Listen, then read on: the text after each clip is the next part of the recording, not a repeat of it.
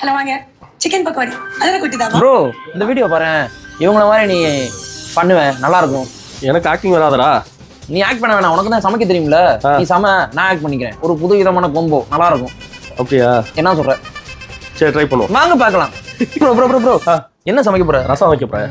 ரசமா? வீடியோ எடுக்கணும்னு சொல்லிக்கிட்டு இருக்கேன். ரசம் விஷம்னு மெஸ்ஸில் அதான்டா வீடியோ எடுக்கிறதுக்காண்டி நான் ஏதாவது பண்ண முடியுமா? புலந்துருவாங்க ரூம்ல.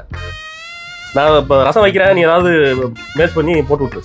சரி போ, நான் ஏதாவது ஆக்ட் பண்ணி அப்படி எப்படி பண்ணுவேன் காட்டு. எப்படி பண்ணி இது என்னடா ப்ராப்பர்ட்டியா? ஹலோ வாங்க அதே மாதிரி பண்ணாரு அவங்க டைலாக் எடுத்து பாரு. ஓய்ங்க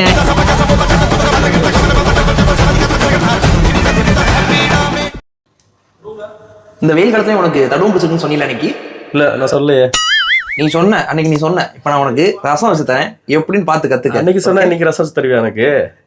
என்னைக்கு சொன்ன இன்னைக்கு பாரு. ஓகே தம்பி அந்த பாத்திரத்தை எடுங்க. யாராவது எடுத்தாங்கப்பா.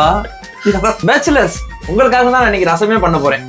ஏன்டா அப்படியே ஏதோ பொம்பளை பிளேட் சரி சொல்லலாம். உனக்காக தான் இன்னைக்கு ரசமே. முதல்ல வந்து இருமல் அதிகமா இருக்குன்னு சொன்னீங்க, அதுக்காக நான் ஃபர்ஸ்ட் மிளகு அதிகமாகவே போட்டுக்கிறேன்.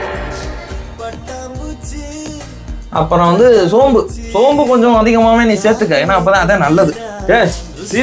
ரசத்துக்கு சோம்பு போடக்கூடாதா? ஜீரகம்டா. அது வந்து ரெண்டுமே சேமா இருக்கானே, அதான் கன்ஃபியூஸ் ஆகுது. நல்ல வேலை சொன்னேன். பரவாயில்ல சோம்பு. அப்படி உனக்காக நான் ஜீரகம் கொஞ்சம் சேர்த்துக்கிறேன், அது உங்க உடம்புக்கு ரொம்ப நல்லது. இதை நான் அதில் போட்டு நான் அரைச்சு ரசம் வச்சிருவோம். நீ அதை பிடிச்ச மணிக்கு போஸ் போடு.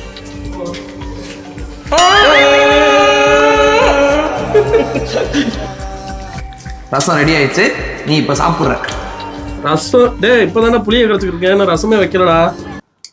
அதெல்லாம் எப்பறம் சொல்லக்கூடாது, நான் சொல்றேன். ரசம் முடிஞ்சிருச்சு, நீ சாப்பிட ரெடியா இரு. சாப்பிட்டே ஆகணும் நீ இன்னைக்கு.